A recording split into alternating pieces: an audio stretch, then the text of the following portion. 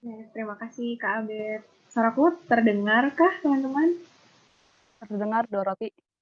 Oke. Ya, shalom teman-teman semua. Tidak terasa udah hari ke-19 di tahun 2021. Belum telat kali ya. Aku mau kembali mengucapkan selamat Natal dan Tahun Baru untuk kita semua. Teman-teman boleh saling ngucapin juga di kolom chat. Dan boleh juga kasih semangat, saling kasih semangat buat satu sama lain, terus juga kasih harapan juga boleh. Silahkan teman-teman. Temu kangen juga, udah nggak ketemu lama, ya udah lama banget sih, maksudnya nggak ketemu online di PMK dia udah lama, juga boleh. Kalau malu chat di everyone, di page, di direct juga boleh.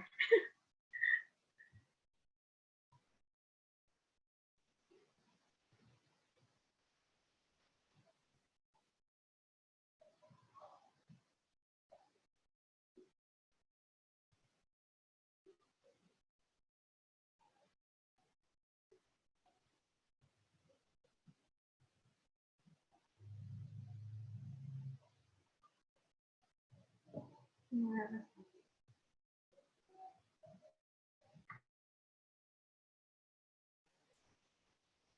ya, selamat Natal, tahun baru. Mungkin nanti nyampein harapannya di kelompok doa masing-masing kali ya. Ya, teman-teman, bersyukur sekali kita bisa sama-sama memasuki tahun yang baru.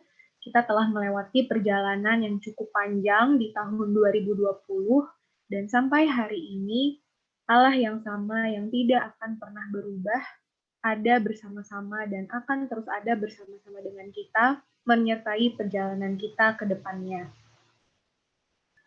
Sebelum memulai ibadah, mempersilahkan teman-teman untuk mengambil waktu pribadi sejenak.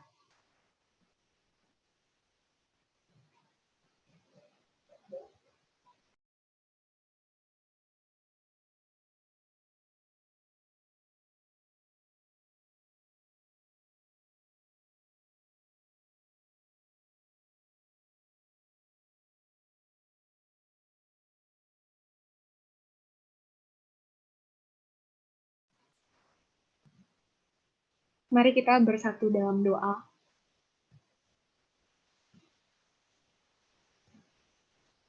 Tuhan Allah Bapa yang berkata di dalam kerajaan surga, kami menaikkan syukur kami ya Tuhan hanya kepadamu, Allah yang mencipta langit dan bumi, Allah yang mencipta kami, Allah yang terus ada bersama-sama dengan kami sepanjang tahun 2020 ya Tuhan. Dan Allah juga yang boleh menyatukan kami, mempersatukan kami di dalam persekutuan hari ini. Tuhan, kami menaikkan syukur kami kalau bahwasannya kami boleh melihat teman kami yang sudah lama sekali kami tidak berjumpa ya Tuhan.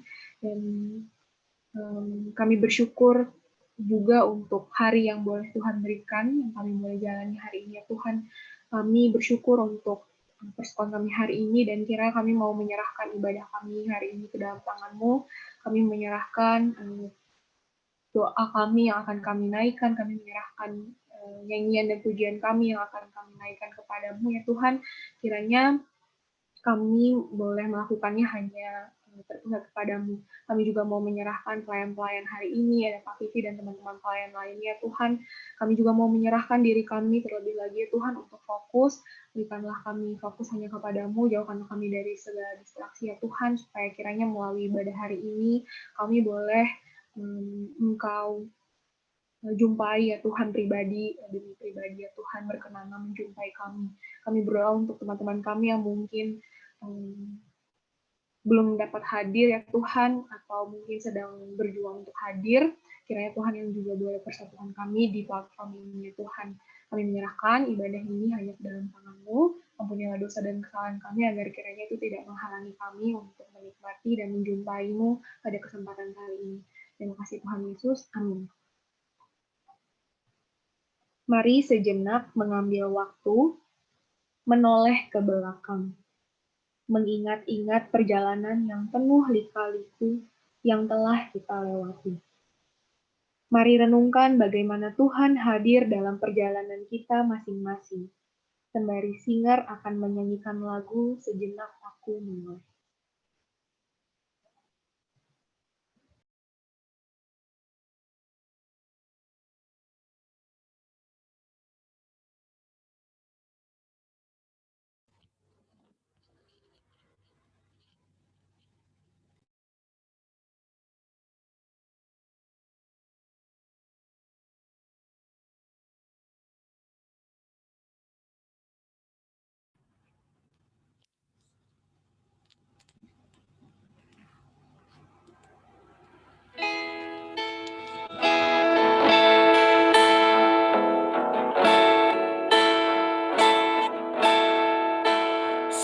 Sejenak aku menoleh pada jalan yang telah ku tempuh. Kasih Tuhan ku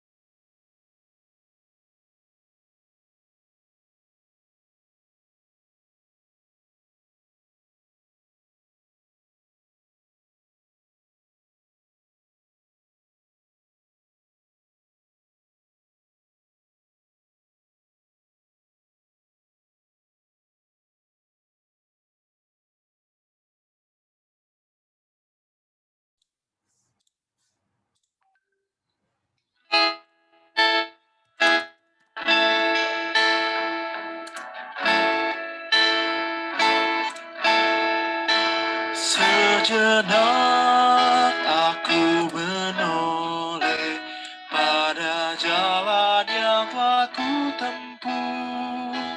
Kasih Tuhan ku peroleh, membuatku tertegun. Jalan itu penuh liku, kadang-kadang tanpa terang, tapi Tuhan membimbingku hingga aku tercengang. Kasih Tuhan membimbingku dan hatiku tenang. Jemaat dipersilakan mengambil waktu menaikkan syukur kepada Tuhan dalam doa pribadi.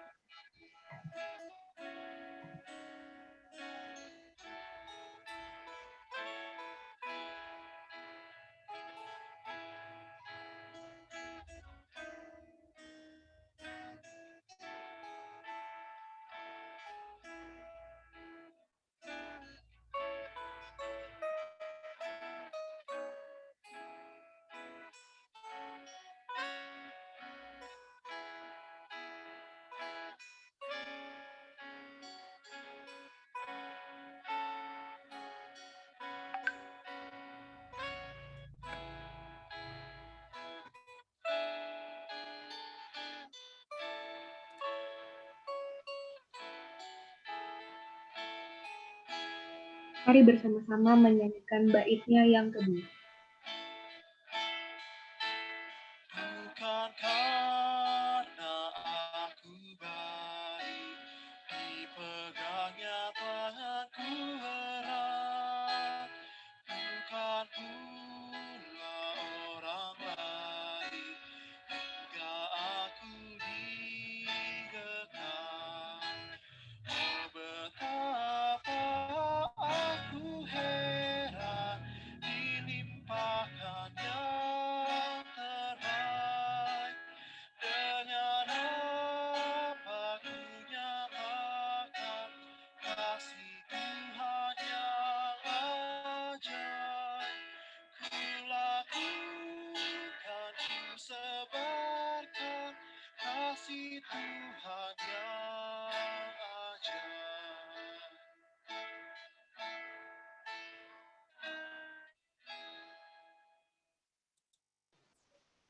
Kepada Kak Vivi dipersilakan.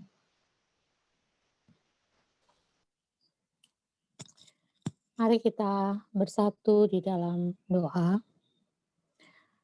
Kami bersyukur di awal tahun 2021, Engkau mengaruniakan kesempatan kepada PMKJ bersama dengan kampus-kampus untuk merendahkan diri di hadapan Allah, mengucap syukur atas pekerjaan-Mu di tahun 2020 dan belajar mengandalkan Allah untuk perjalanan hidup dan pelayanan kami di 2021. Tuhan, kalau sebentar kami akan merenungkan firman-Mu sebagai landasan kami berdoa, kiranya Tuhan memberkati. Dalam nama Tuhan Yesus kami berdoa. Amin.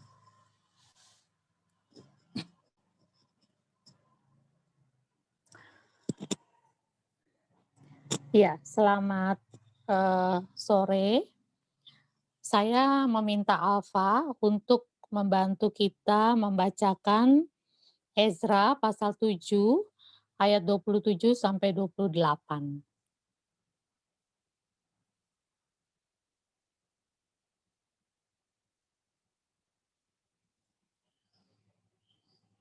Minta tolong Alfa.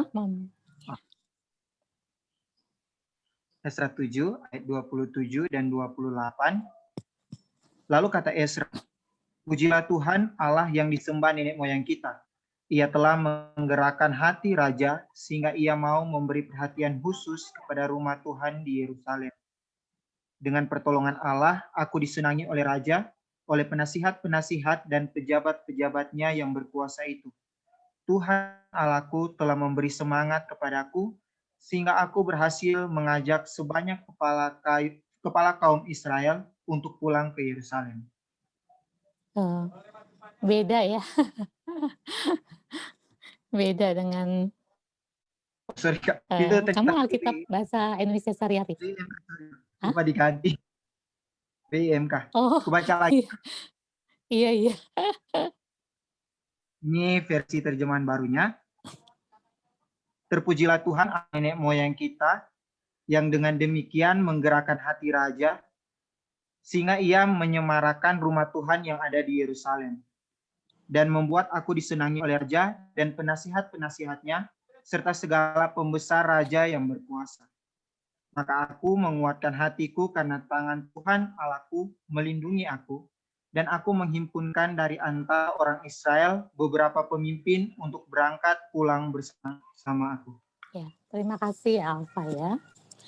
Ya, adik-adik yang terkasih, mungkin kalian sudah mengetahui siapa Ezra. Ezra adalah seorang ahli kitab yang bukan hanya berkomitmen untuk meneliti kitab suci, tetapi juga bertekad untuk melakukan dan mengajarkannya. Dan di dalam implementasi kehidupannya, inilah salah satu buah dari komitmennya. PowerPoint-nya silakan. Ya. Pertama kita akan melihat dari ayat 27 apa alasan Ezra mengucap syukur ya. Yang pertama di sini dikatakan Ezra mengucap syukur karena raja menyemarakan rumah Tuhan di Yerusalem. Adik-adik, ini merupakan sebuah mujizat ya. Seorang raja kafir yang menguasai Israel. Kalau kalian perhatikan pasal 7 ayat 12 dan seterusnya, itu merupakan sebuah surat dari Raja Artasasta, itu kerajaan Persia ya, yang menjajah Israel, luar biasa loh. Jadi dari suratnya itu, Raja Artasasta memberikan perintah untuk orang Israel pulang ke Yerusalem. Dan sebenarnya ini sebuah kerugian besar bagi kerajaan Persia. Karena Israel itu kan budak ya, budak mereka. Jadi kalau mereka disuruh pulang, itu artinya ya mungkin ratusan ribuan budak eh, tidak bekerja lagi di kerajaan Persia. Ya, dan berarti harus ada yang menggantikan.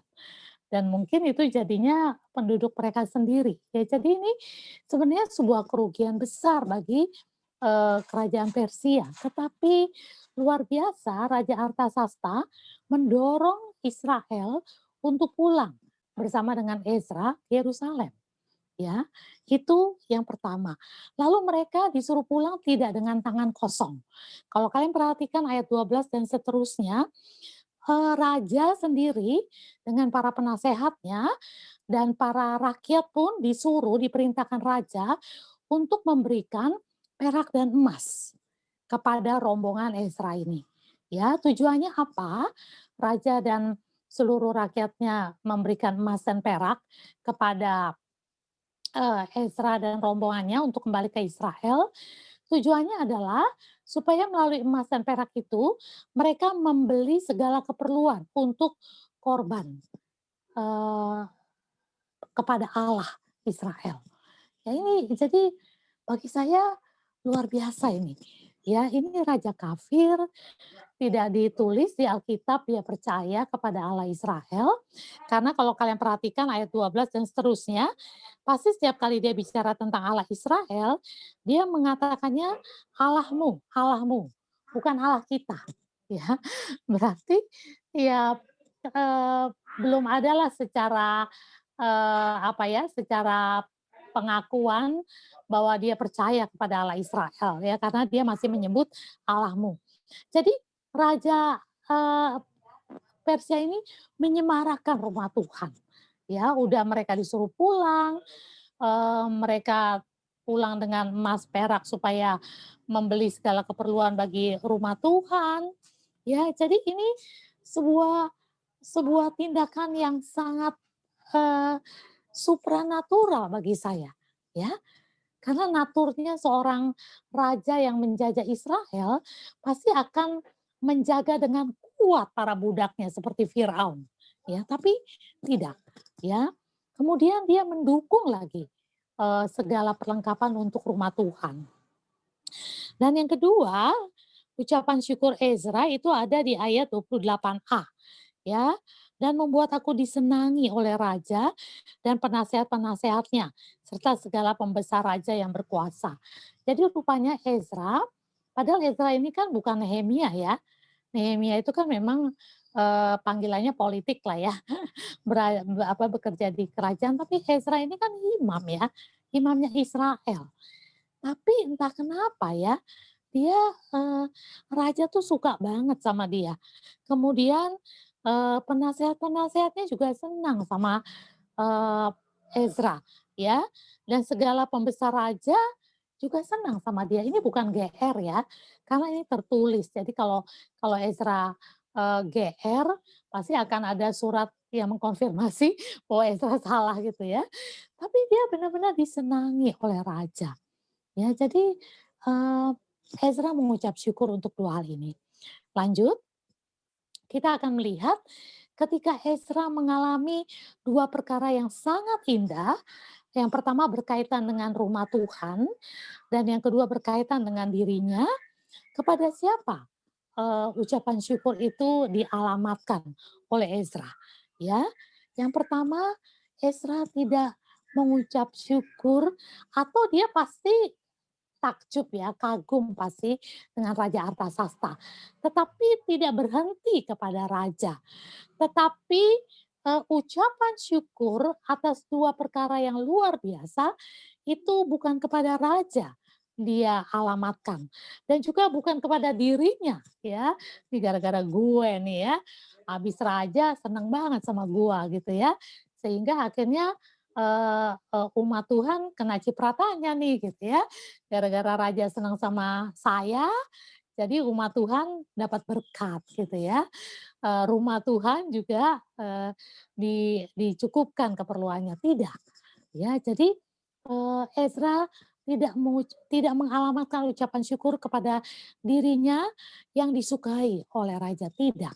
Tetapi ayat 27 kita melihat, terpujilah Tuhan Allah nenek moyang kita. Ya, jadi ucapan syukur atas 2 perkara besar yang dialami Ezra dan umat Allah dialamatkan kepada Tuhan. Terpujilah Tuhan, Allah nenek moyang kita. Nah, mengapa Ezra mengalamatkan ucapan syukurnya kepada Tuhan? Yang pertama kita lihat di ayat 27, sebagai seorang yang meneliti Taurat Tuhan, melakukan dan mengajarkannya, Ezra tahu benar ya bahwa bukan karena kesalehannya, bukan karena karakternya yang bagus, ya, bukan karena kepribadiannya yang sangat menyenangkan, raja, pembesar dan penasehatnya yang membuat raja tergerak, ya, raja tergerak untuk menyemarakan rumah Tuhan, bukan. Sebagai seorang yang meneliti Taurat, melakukan dan mengajarkan, Ezra tahu persis siapa pribadi causa prima, ya, penyebab utama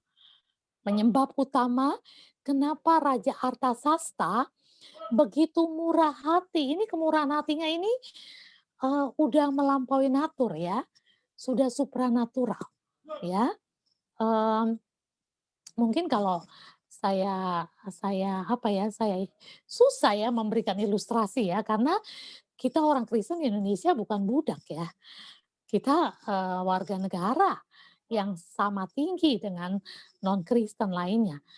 Susah saya memberikan ilustrasi untuk konteks saat ini ya. Tapi mungkin agak mendekati kalau misalnya negara kita sudah menjadi jangan sampai ya amit-amit ya. Tapi ini untuk ilustrasi aja ya. Sudah menjadi khilafah begitu ya. Jadi orang Kristen sudah menjadi warga negara kelas 2. Kita harus membayar pajak. Nah, kemudian raja Islam gitu ya, tergerak gitu ya. Udah kita nggak diminta pajak, kita disuruh bangun sendiri kerajaan kita, kemudian kita diperlengkapi dengan segala sesuatu yang berguna untuk membangun rumah ibadah kita dan terkait dengan Yerusalem ya, kerajaan Israel itu dibiayai semua. Ini kan sebenarnya apa dia nggak takut nanti ada kudeta begitu ya. Jadi ini benar-benar supranatural ya. Jadi dan Ezra sebagai seorang yang dekat dengan Tuhan menyadari ini Tuhan. Bukan karena kepribadiannya yang bagus, bukan karena raja yang murah hati, tapi Ezra tahu ini Tuhan. Ya, sehingga dia berkata terpujilah Tuhan, Allah nenek moyang. Ya, Ezra sadar benar bahwa Tuhanlah sumber berkat. Ya, Tuhanlah yang menggerakkan hati raja sehingga raja begitu bermurah hati menyemarakan rumah Tuhan. Itu emas perak dari tangannya loh. Emas perak dari tangannya, uangnya dia, peraknya dia, emasnya dia. Juga emasnya penasehat, pembesar, rakyat. Itu emas mereka dipersembahkan. Ya. Jadi luar biasa. Lalu yang kedua, Ezra sangat menyadari ketika dia disukai raja, ketika dia disukai penasehat, serta segala pembesar, itu bukan karena sekedar kepribadiannya bagus. Dia orang yang sangat menyenangkan, lovely man, bukan. Tapi dia tahu benar, itu Tuhan. Ya, dan ini juga terjadi dalam diri Yusuf, ya, dalam diri Yusuf. Saya minta dari Binus, Valerin, Natalia, tolong bacakan Kejadian 37 ayat 2 sampai 4 sama ayat 21. Minta Valerin dari Binus tolong bacakan Kejadian 37 ayat 2 sampai 4. Kejadian 37 ayat 2 sampai 4 sama ayat 21. Silakan Valerin. Kejadian 37 ayat 2 sampai 4. Inilah riwayat keturunan Yakub. Yusuf tatkala berumur 17 tahun, jadi masih muda, biasa menggembalakan kambing domba bersama-sama dengan saudara-saudaranya. Salah, maaf, maaf ya Dek ya, Kejadian 39. Maaf saya salah pasal. Kejadian 39 ayat 2 sampai 4 dan ayat 21. Baik, Kak. Kejadian 39 ayat 2 sampai 4, tetapi Tuhan menyertai Yusuf sehingga ia menjadi seorang yang selalu berhasil dalam pekerjaannya. Maka tinggallah ia di rumah tuanya, orang Mesir itu. Setelah dilihat oleh tuanya bahwa Yusuf disertai Tuhan dan bahwa Tuhan membuat berhasil segala sesuatu yang dikerjakannya, maka Yusuf mendapatkan kasih tuannya dan ia boleh melayani dia. Kepada Yusuf diberikannya kuasa atas rumahnya dan segala miliknya diserahkan pada kekuasaan Yusuf. Ayat 21. Ayat 21, tetapi Tuhan menyertai Yusuf dan melimpahkan kasih setianya kepadanya dan membuat Yusuf kesayangan bagi kepala penjara itu. Iya. Ya, jadi adik-adik Ezra itu kan dia meneliti ya, jadi pasti dia juga membaca ini kitab salah satunya ya, kitab kejadian ini ya. Jadi dia menyadari waktu dia disukai oleh raja, waktu dia disukai oleh penasehat dan pembesar yang berkuasa, mungkin ya dia teringat akan kisah Yusuf dan dia tahu persis Tuhanlah yang membuat Yusuf disukai oleh kepala penjara. Tuhanlah yang membuat Yusuf disayang sama Potifar. Jadi ketika dia mengalami, dia disayang oleh raja, dia disayang oleh penasehat dan pembesar, maka dia tahu itu Tuhan. Ya, jadi adik-adik, mari kita mencoba melihat flashback ke 2020. Ya, apa saja ke apa ya hal-hal yang positif yang kita alami di dalam 2020 ya, hal-hal yang luar biasa yang kita alami, baik keberhasilan dalam studi ya, dalam keluarga atau kehadiran kita itu menjadi berkat ya, kita disukai. Ingat itu Tuhan itu bentuk penyertaan Tuhan. Dan Tuhanlah yang patut menjadi alamat ucapan syukur kita. Ya, itu hal yang pertama. Kemudian, hal yang berikut, ya, apa yang akan dialami Ezra ke depan? Di dalam ayat 28b dikatakan, maka aku menguatkan hatiku karena tangan Tuhan Allahku melindungi aku. Dan aku menghimpunkan dari antara orang Israel beberapa pemimpin untuk berangkat pulang bersama-sama aku. Jadi inilah yang Ezra akan alami di depannya. Ya, kalau kita di tahun 2021, di depan kita, ini sesuatu yang sifatnya future yang akan dialami oleh Ezra. Kemudian lanjut. Ya, apakah yang dialami Ezra ini sesuatu yang sangat mudah, perjalanan hidup yang sangat mudah? Jawabannya adalah tidak. Ya, kalian bisa lihat itu gambarnya ya, bagaimana rute yang diambil Ezra itu sebenarnya rute yang berbahaya. Ya, rute yang dangerous. Dan sekalipun dia tidak mengambil rute yang berbahaya, tetap ya menuju Yerusalem itu bahaya. Ya, kalau kalian pelajari Mazmur 121, itu latar belakangnya adalah pulang dari ibadah di Yerusalem. Dan kalau kalian mengingat peristiwa perumpamaan yang Tuhan Yesus pakai, orang Samaria yang baik hati, itu pun lokasinya, geografisnya adalah turun dari Yerusalem. Jadi memang perjalanan menuju Yerusalem itu perjalanan yang sangat berbahaya. Ya, bahaya serangan bangsa lain ya, perampok, ya, bahaya alam, bahaya binatang buas, dan juga bahaya okultisme. Ya, karena itu banyak penyembahan-penyembahan mesbah-mesbah berhala. Ya, jadi setan diberi ruang sangat luas ya oleh penduduk setempat. Ya, sehingga dia bisa mengganggu siapa saja yang bisa melewati jalan itu.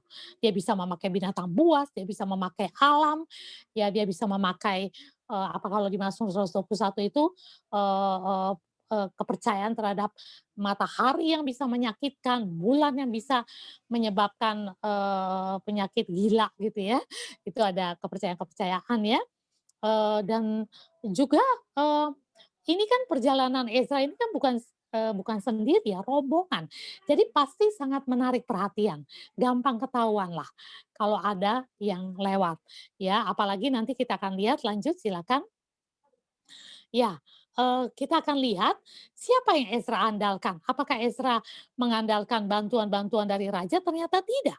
Pasal 8 ayat 22 dikatakan, "Karena aku malu meminta tentara dan orang-orang berkuda kepada raja untuk mengawal kami terhadap musuh di jalan, sebab kami telah berkata kepada raja demikian, tangan Allah kami melindungi semua orang yang mencari Dia demi keselamatan mereka.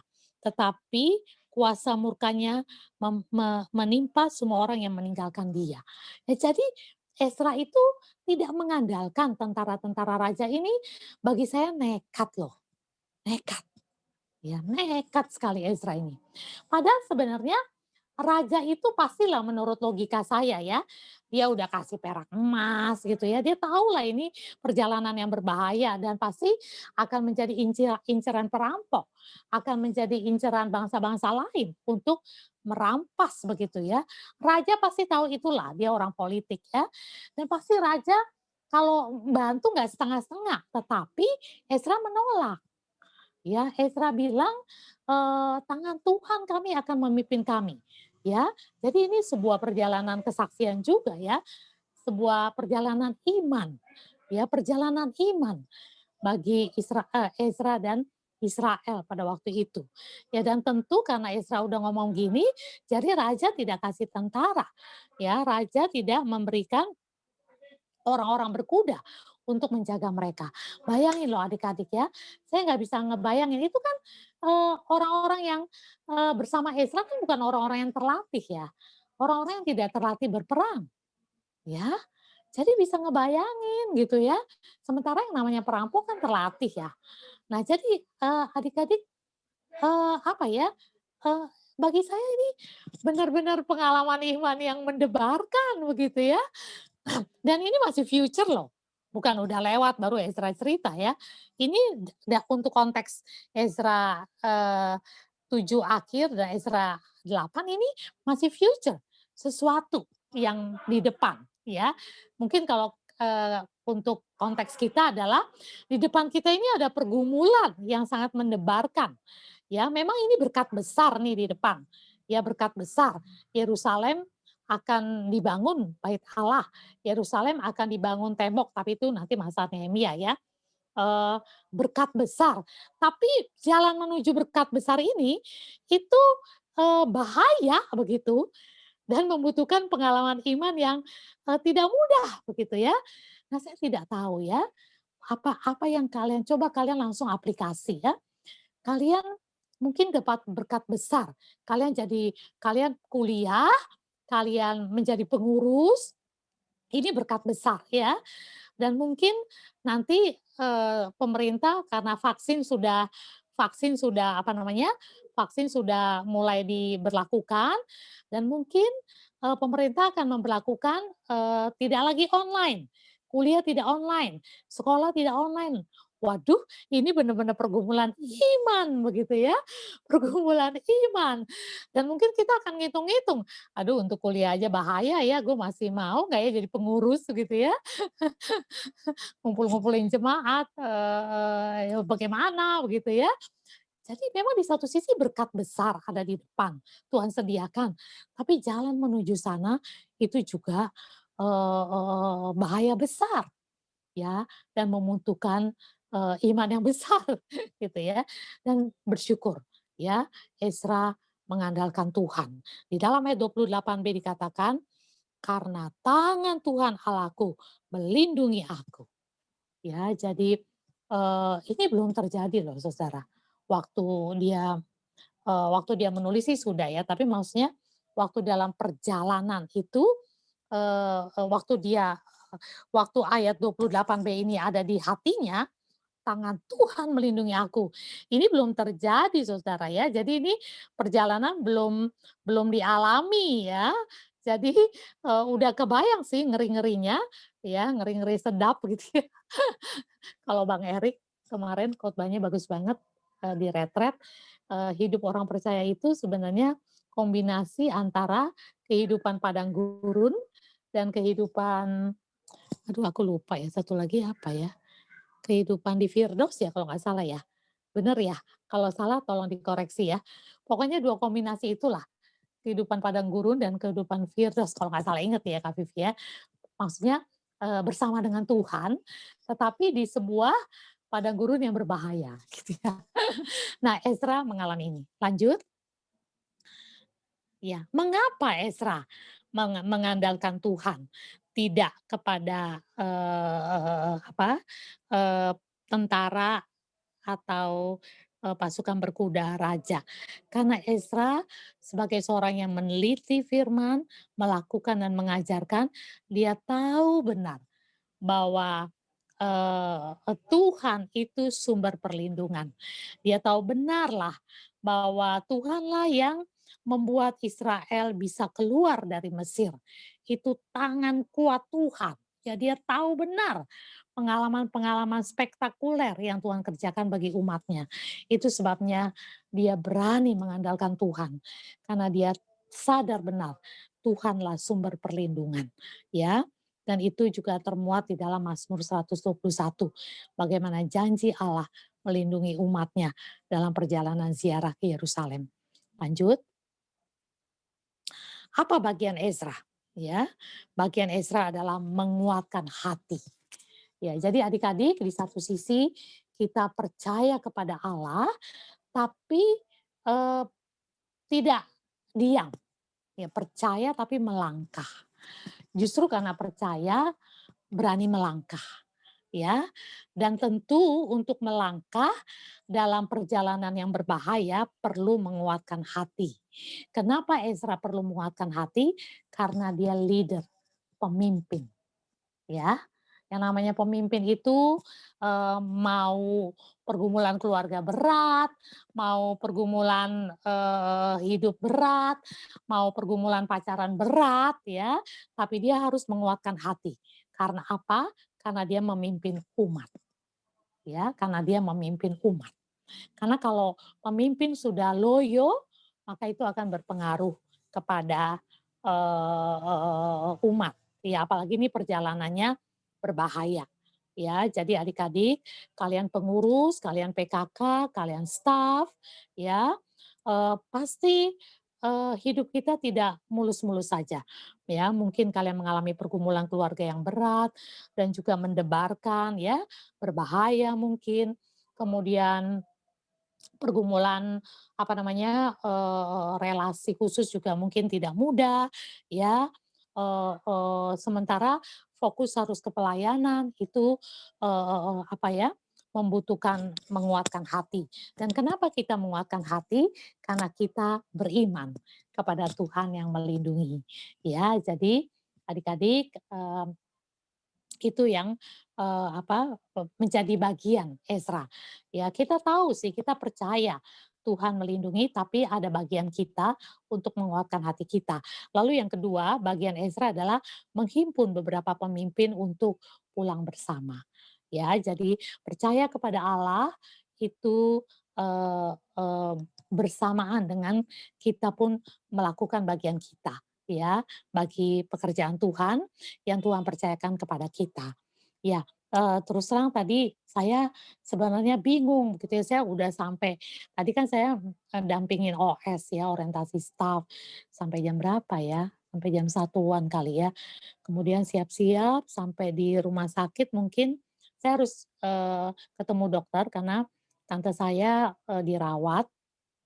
Sebenarnya tante saya itu masuk rumah sakit, bukan karena Covid gitu, tapi karena dia muntah darah. Dia kan udah berbulan-bulan susah makan, ya karena usia lansia ya. Saya juga melalui merawat orang tua ini, jadi saya tahu salah satu, eee yang dialami lansia adalah nggak mau makan. Ya, dulu papanya Alex juga begitu ya.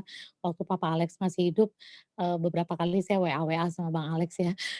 Punya pergumulan yang sama soalnya saya bergumul dengan tante saya, Alex bergumul dengan, papanya gitu ya, "Kamu kasih apa supaya" iya, supaya bertahan gitu ya. Mau bawa ke rumah sakit juga takut ya karena Covid kan. Nah, jadi akhirnya udahlah berjuang dengan berbagai macam cara, pokoknya dia makan lah gitu ya. Saya bersyukur mami saya enggak, mami saya makannya banyak ya, itu pun juga Tuhan lah itu luar biasa lah. Mungkin karena ada 2 ya, jadi enggak dua-duanya berat gitu ya, satu aja gitu ya.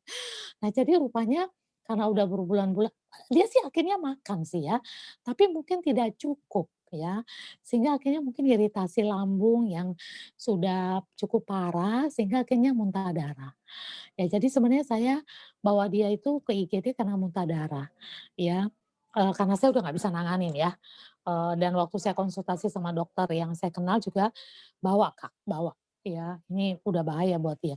Akhirnya saya bawa dengan segenap resiko, nah saya juga nggak tahu ya, waktu mau rawat inap kan harus tes swab ya, dan ternyata hasilnya positif, positifnya sih kecil ya, apa ya, waktu itu saya lihat di handphonenya dokter, dikasih lihat, itu batasnya apa ya, 15 atau apa, tante saya 16, jadi lebih. Saya nggak tahu itu, apa, saya nggak ngerti lah, pokoknya saya baca aja, dia udah melewati batas normal. Jadi karena dia orang tua itu kan cepet drop ya, akhirnya harus dirujuk. Nah itu juga adik-adik waktu dirujuk saya bingung gitu ya. Aduh Tuhan bagaimana ya karena, IGD kan saya bilang, ke rumah sakit Cikini aja ya karena Cikini kan banyak teman saya ya. Jadi saya bisa titip karena Covid kan nggak boleh dijenguk gitu ya. Oh nggak bisa, terus saya coba kontak-kontak dokter itu ternyata penuh. Akhirnya, "Gimana ini?" katanya, "Udah ya mau disebar." Jadi, rujukan tuh sejabodetabek akan kirim suratnya. Aduh saya udah bingung, aduh Tuhan Kau tahulah pergumulanku, Kau tahulah, pelayananku, di rumah juga ada pasien gitu ya. Jadi aku udah pasrah gitu ya. Taunya loh ditempatkan di Rumah Sakit Durensawit, itu gampang banget dari rumah tinggal lempeng, tuh ya. Terus yang kedua, di sana ada dokter Bella. Aduh, benar-benar lah Tuhan itu baik sekali ya. Ada dokter Bella, jadi akhirnya saya bisa video call beberapa kali gitu ya. Padahal itu sebenarnya sulit ya, tapi karena ada jalur orang dalam, se boleh, tapi, kalau tidak orang dalam susah gitu ya. Kalau HCU masih bisa, kalau ICU yang tidak boleh ada HP ya, karena itu bahaya untuk alat-alat kan. Tapi kalau HCU masih bisa gitu ya. Terus ya itulah ya, Tuhan itu baik sekali begitu ya. Kemudian tadi saya udah nunggu gitu ya, sampai saya bilang, eee, "Bu, saya nih mau kerja," gitu ya, eee dokternya, mana gitu ya, "Belum turun," katanya. Akhirnya saya bilang, "Aduh kalau, ini saya pulang ya, besok saya datang lagi." Ternyata dokternya datang jam 3, cuma yang didahulukan tuh pasien ICU, sementara tante saya HCU kan. Aduh akhirnya saya membulatkan tekad kalau sampai jam 4 kurang dikit nggak ada, masih agak ini antrean saya pulang begitu ya. Dan benar tadi akhirnya saya belum dapat antrian, ya udahlah saya pulang ya, saya pikir, eee, besok lah gitu ya. Dan saya juga nggak tahu ya, pasti ini kan dalam izin Tuhan ya, kenapa di-delay 1 hari ya, lihat besok lah bagaimana. Jadi tante saya udah boleh pulang, tapi kami harus diberitahu nanti di rumah bagaimana gitu ya. Nah jadi adik-adik, eee eee, ada bagian dari kita dan terus terang saya takut sebenarnya datang ke rumah sakit ya. Makanya tadi saya pulang langsung buru-buru mandi, cuci rambut segala macam gitu ya supaya, tidak membahayakan. Jadi adik-adik percaya kepada Tuhan itu, eee eee, harus ya, wajib hukumnya. Tetapi percaya kepada Tuhan tidak tidak tidak meniadakan bagian kita. Ya, kita tetap harus bertanggung jawab, ya. Kalau dalam konteks, apa namanya, eee, konteks pandemi ini, ya kita tetap harus pakai masker. Tadi saya sampai double masker ya, double masker, kemudian saya kasih minyak putih, biar enak gitu. Kemudian saya pakai face shield, ya, saya pakai rok panjang, pakai, lengan panjang ya, pokoknya saya double-double. Lalu saya itu ya. Jadi adik-adik, beriman kepada Allah itu tidak meniadakan bagian kita, ya. Jadi saya harap kita jangan konyol lah ya. Lihatlah Ezra. Ezra sangat percaya kepada Allah, tapi dia melakukan bagiannya. Lanjut, apa aplikasi kita? Aplikasinya adalah, coba kalian ambil waktu merenung, pasti sudah lah ya, kan udah tahun baru jadi pasti udah ada merenung ya. Nah, coba kalian belajar bersyukur bahwa kausa prima, penyebab utama dari segala berkat yang kita alami itu Tuhan, termasuk sesuatu yang sifatnya minor. Ya dalam kehidupan misalnya mungkin sakit penyakit atau apa, tapi blessing in disguise. Dalam kondisi sulit pun itu berkat Tuhan selalu tersedia. Itulah Mazmur 23. Dalam lembah kekelaman sekalipun Tuhan ada di sana. Waktu Kak Vivi jadi aku jadi MC bukan ya? Waktu ada ibadah penghiburan untuk keluarganya Santi Ninu kan mereka satu keluarga tuh kena COVID. Satu keluarga kena COVID. Jadi kami ceritanya mau kunjungan, ya kunjungan online. Waktu itu aku MC apa bukan ya? Kok aku lupa. Enggak ya. Oh enggak, saya pendoa syafaat. Saya pendoa syafaat, kemudian, saya dengerin semua kisah-kisah mereka. Aduh, kisahnya tuh indah sekali gitu ya. Pertolongan Tuhan tuh on time banget ya. Ketika mereka butuh plasma untuk bapaknya, eh, adalah si Emil gitu ya, yang bisa bantu. Jadi itu aduh, jadi akhirnya kisah yang awalnya kelihatan suram, ya, kelihatan suram, kelihatan menyedihkan, ya bayangin satu keluarga Saudara, keluarga besar loh, ya. Jadi, Opung Boru, Opung Doli, kemudian anaknya ada berapa ya? Anaknya ada 4 apa 5, tapi sudah berkeluarga. Jadi ada opung, ada anak, ada cucu, ya semua kena, cuma 2 yang tidak kena. Itu salah satu suami anaknya sama salah satu cucunya. Selebihnya kena. Itu belasan apa 20-an ya, kena, ya.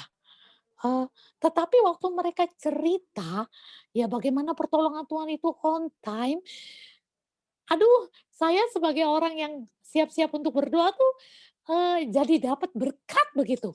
Dan saya langsung ingat, ih Tuhan, Mazmur 23 banget ya. Dalam lembah kekelaman, Tuhan ada dan Tuhan bekerja. Jadi akhirnya jadi indah sekali. Ya, kalau kalian ngerti musik ya, ngerti piano, ngerti gitar, nada minor itu kalau berdiri sendiri nggak enak. Ya, tapi kalau sudah combine dalam sebuah musik, nada minor itu mempercantik, memperindah musik. Ya, nah jadi adik-adik lihatlah bahwa dalam masa-masa kelam pun Tuhan itu hebat begitu ya. Saya kalau mau cerita tentang sakitnya tante saya, wah indah sekali ya.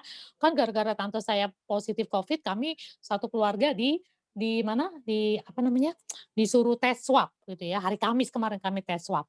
Kemudian, hari Senin kapan? Kemarin ya, dapat hasil negatif semua. Ya, kami negatif semua.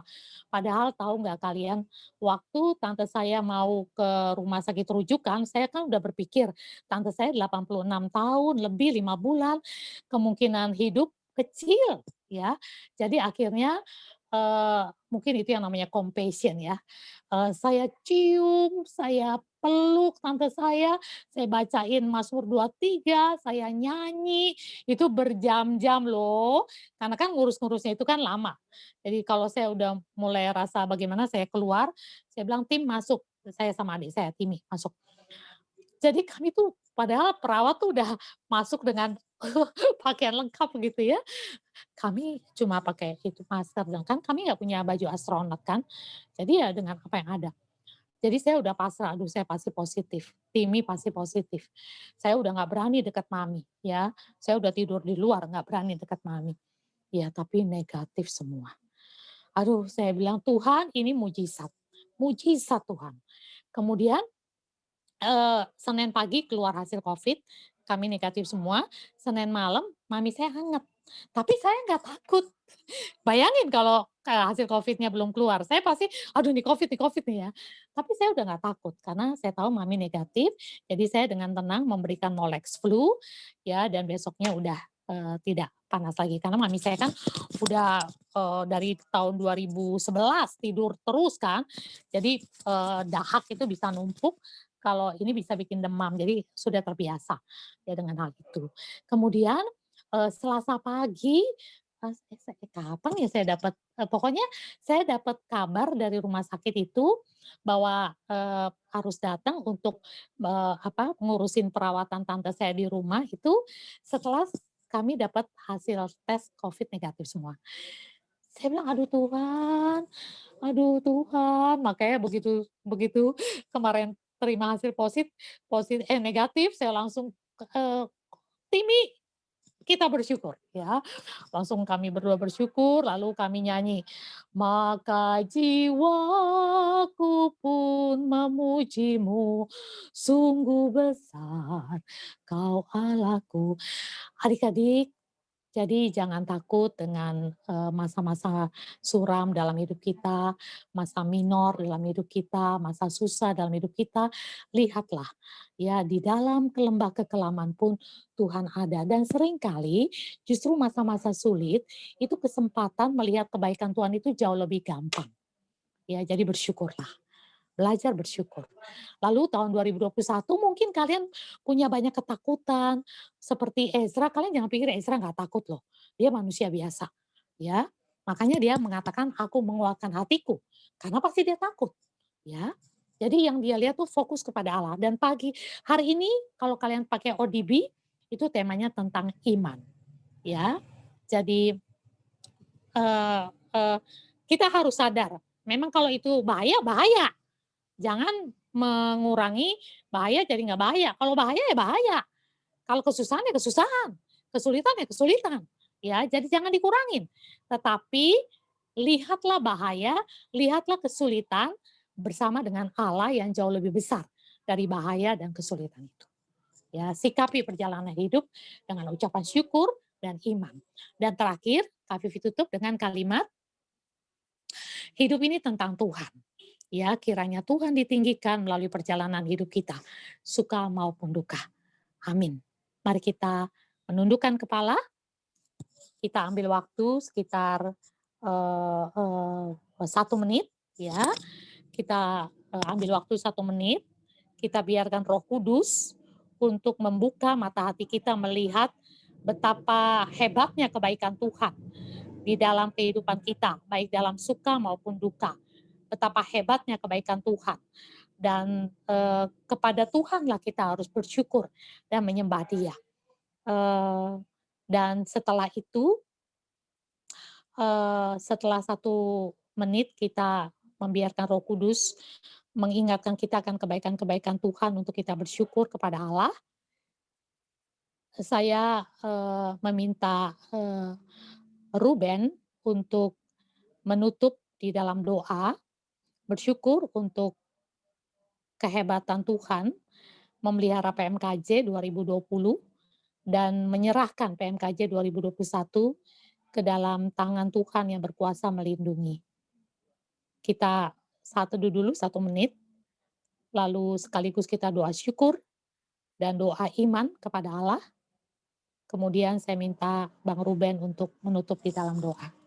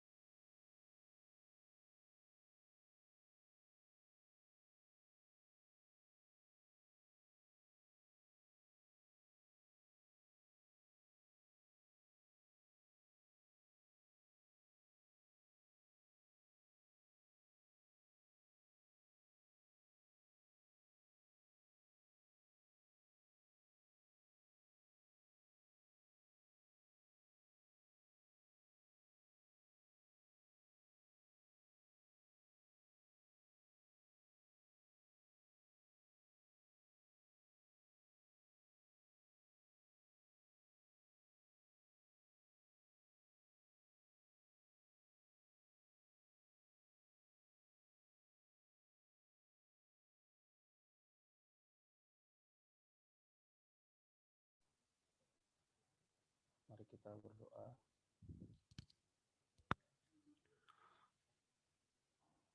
Bapa dalam surga, kami mengucap syukur untuk setiap hal yang boleh terjadi di dalam kehidupan kami secara pribadi maupun juga di dalam pelayanan kami masing-masing di sepanjang tahun 2020. Kami bersyukur ya Tuhan karena kami percaya Tuhan yang boleh terus hadir dalam setiap kehidupan kami. Kendati pun kami seringkali melupakan Tuhan, kami mungkin sering kecewa kepada Tuhan, bahkan mungkin kami juga sering jatuh ke dalam dosa, tetapi kami bersyukur karena kasih karunia-Mu selalu lebih besar dari semua itu. Ya Tuhan, kami akan memasuki tahun 2021, di mana kami masih harus menghadapi kondisi yang tidak normal ya Tuhan, di tengah pandemi dan juga bencana yang lain. Tuhan, kiranya pertolongan-Mu di tahun lalu juga boleh nyata di dalam tahun ini, baik di dalam perkuliahan kami, di dalam pelayanan kami, di PMK kami masing-masing maupun juga di dalam PMKJ. Karena kepimpin ya Tuhan setiap PMK di Jakarta ini, di dalam kesatuannya, di dalam kedewasaannya, di dalam menjangkau mahasiswa-mahasiswa yang ada, memberitakan Injil dan memuridkan mereka di masa-masa yang sulit ini. Kami memohon kuasa dari Roh-Mu yang kudus, memberikan kami semangat, membakar hati kami. Di tengah kelemahan-kelemahan kami, biarlah kami boleh meninggalkan setiap zona nyaman kami dan mau untuk lebih lagi berjuang di dalam mengerjakan pelayanan kami. Terima kasih Tuhan, kami menyerahkan firman yang disampaikan Kak Vivi tadi, kiranya boleh terus menjadi perenungan kami dan juga menjadi aplikasi di dalam setiap kehidupan kami. Terpujilah nama-Mu ya Tuhan, di dalam nama Yesus kami menyerahkan setiap pergumulan, ketakutan dan juga pengharapan kami di dalam tahun 2021 ini. Amin.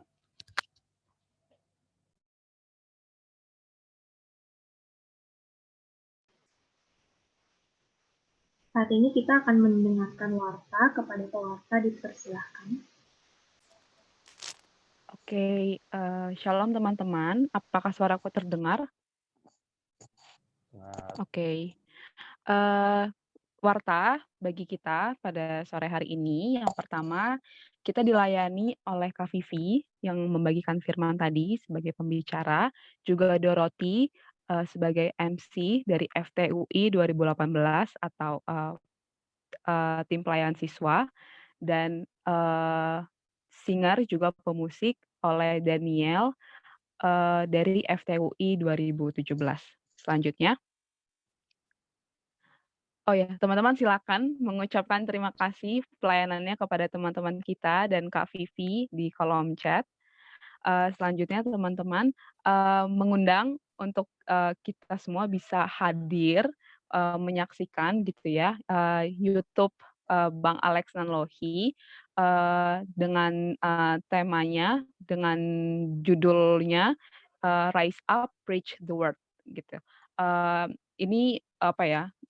Bagian dari bukan bagian sih, tapi ini adalah tema dari Retret Koordinator 20 tahun ini teman-teman. Jadi Bang Alex juga akan membukakannya untuk kita kayak gitu. Jadi silakan teman-teman untuk menghadirinya di hari Kamis nanti tanggal 21 Januari 2021 pukul 19.30 sampai 20.30. Selanjutnya, nah, ini retretnya, retret koordinator 20, temanya tadi Rise Up, Preach the Word, tanggal 13, 14, dan 16 Februari 2021 dengan pembicaranya ada Bang Nikolaus Daci. Cik Christine, permisi dulu ya. Emang ada retret? Maaf, ada suara masuk ya? Oh iya, saya Freddy dari UP. Saya mau nanya, apakah ada retret kali ini?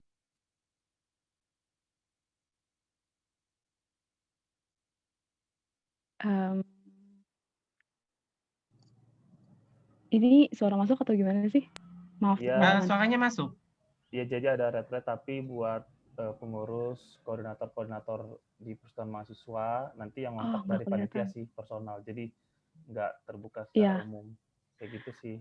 iya Oh, itu retret teman-teman. terbuka secara khusus kan? Iya, Ya, jadi sebentar aku lanjutkan dulu ya. belakang. Jadi Tapi kalau mau ikut retret belum bisa, lagi pandemi. Ini bagaimana ya? iya sebentar. Aku lanjutkan dulu ya informasinya. Nah, retret ini teman-teman bentuknya online, melalui Zoom meeting tanggal 13, 14, dan 16. Jadi, nanti akan ada rundown-nya juga gitu ya tentunya. Jadi kayak ya kita nggak seharian online Zoom meeting gitu ya, tentu ada jadwalnya, ada rundown-nya, nanti akan dibagikan oleh, panitia. Adapun retret ini dikhususkan bagi tim inti atau koordinator gitu ya, atau BPH dari PMK-PMK di Jakarta juga regional kayak gitu. Nah, untuk, bagaimana mendaftarnya, bagaimana, eee, untuk ikut kayak gitu, teman-teman bisa menghubungi, panitianya kayak gitu.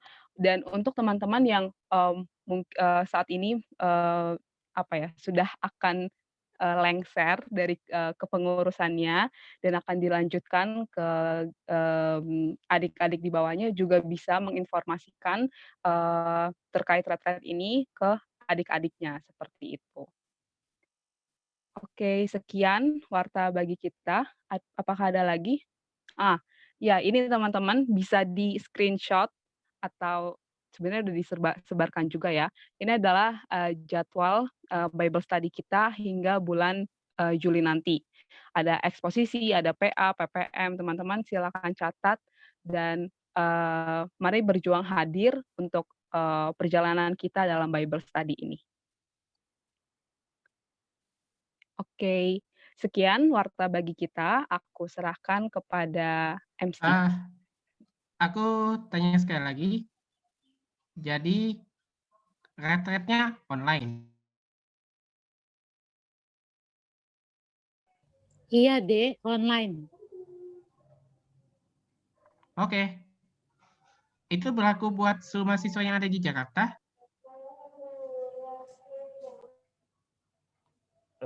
Frederick, itu retretnya buat pengurus-pengurus persatuan mahasiswa Kristen, dan itu pun nggak terbuka secara umum, itu nanti dikontak secara personal oleh panitia kayak gitu, Frederick. Oke ya, makasih ya. Oke.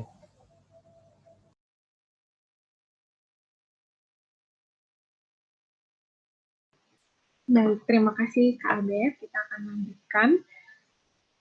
Setelah ini kita akan masuk ke dalam kelompok doa. Sebelum kita masuk ke dalam kelompok doa, mengajak teman-teman untuk menyanyikan satu lagu, dan kiranya lagu ini menjadi doa kita sepanjang perjalanan tahun 2021, di mana kita tetap meletakkan harapan, kerinduan, bahkan ketakutan kita, dan berkata senantiasa berkata, Kaulah ya Tuhan Surya hidupku. Singer akan memimpin kita menyanyikan, teman-teman dipersilakan menyanyikannya dari rumah masing-masing.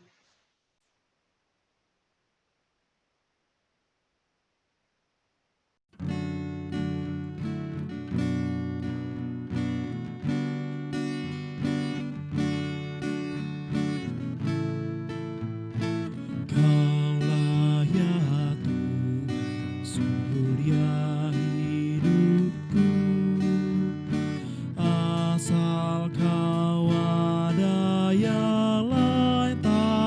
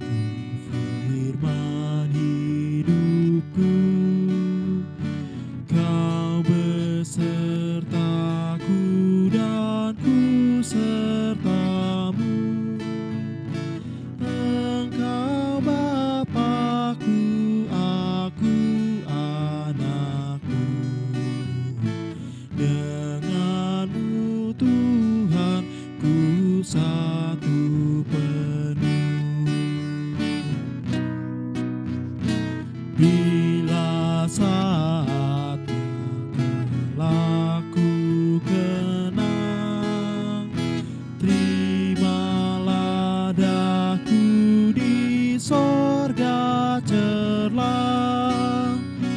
Apapun kini hendak ku temui, Kaulah ya Tuhan, surya hidupku.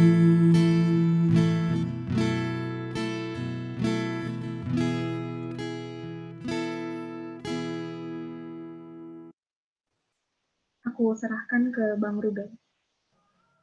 Oke, makasih Dorothy dan Daniel. Teman-teman, kita akan sharing dan saling mendoakan di kelompok sharing. Aku sudah bagikan, teman-teman silakan saling bercerita dan mendoakan ya. Tuhan memberkati.